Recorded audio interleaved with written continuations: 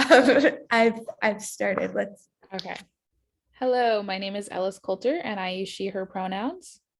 Hi, I'm Alex Reynolds and I use she, they pronouns. Hi, I'm Allison Holland and I use she, her pronouns. And our project is gender responsive teaching and STEM learning. And we did this through the Community Engagement and Leadership Education Center at the university. So the problem we wanted to address was gender underrepresentation in the STEM field. The STEM workforce is predominantly male. While women have made meaningful contributions in science, they are highly underrepresented in STEM careers. This year during STEM ASB, which stands for Alternate Spring Break, we addressed gender disparities in STEM careers through gender responsive teaching. This is a gender-sensitive teaching approach that prevents gender stereotyping and facilitates equal participation of all students. Pictured here are some photos taken throughout the week during STEM ASB in Yakima. So looking at the data of the percentage of women in the field of STEM, the 1970 census reported that women only held 7% of all STEM jobs in the US.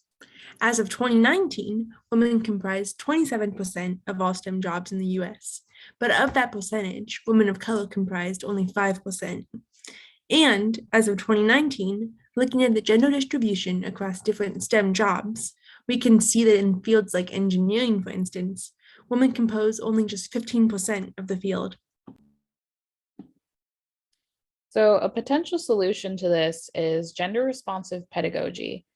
Through STEM ASB, we taught STEM curricula in rural and tribal Washington classrooms, both in person and online. Many K-12 students in these regions are from underrepresented backgrounds and have minimal exposure to higher education. Our goal was to cultivate interest in STEM and strengthen confidence around college and STEM careers. And we included a list of do's and don'ts for best practices. One example of a do is teachers should ensure that all students are provided with an inclusive, safe, and supportive learning environment. One example of a don't is do not ignore the issue. Instead, talk about the minoritization of women and transgender non-conforming youth in STEM. Name the causes, discourage stereotypes, and bias. Yeah, so during winter quarter, we presented a seminar with our UW student facilitators about gender responsive teaching, including the best practices, do's and don'ts that Ellis just shared. And so during the week of STEM ASB, our UW facilitators added directed techniques in gendered responsive teaching to address the effect of marginalization among our students, particularly with other identity intersections, such as being a very high percentage of Indigenous students. Facilitators use these strategies in designing their lesson plans and also in managing learning environments once they were there. And this is particularly in STEM with the legacy of misogyny and white supremacy, particularly important to help marginalized students and to create a more humanizing classroom. And so first we wanted to see how our mentors use the gender responsive training that they received. And we found out that 100% of the teams included things like that their lesson plan interwove histories, narratives, and contributions of scientists and engineers who are transgender, non-conforming, or female.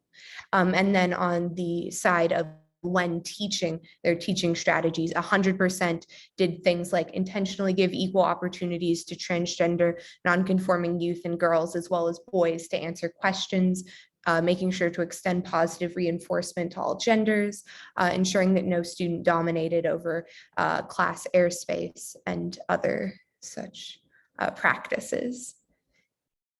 And we found that this was very effective in helping students feel more confident, reporting how confident they felt before and after STEM ASB. You can see on this graphic that the number of students who felt not confident was cut in a third, and the number of in blue, and the number of students who felt very confident in yellow doubled. And this is a sample of over 200 students at 7 different schools. And then when we asked students if they felt like guest teachers did a good job acknowledging and addressing inequities in STEM, the vast majority of them said yes in blue.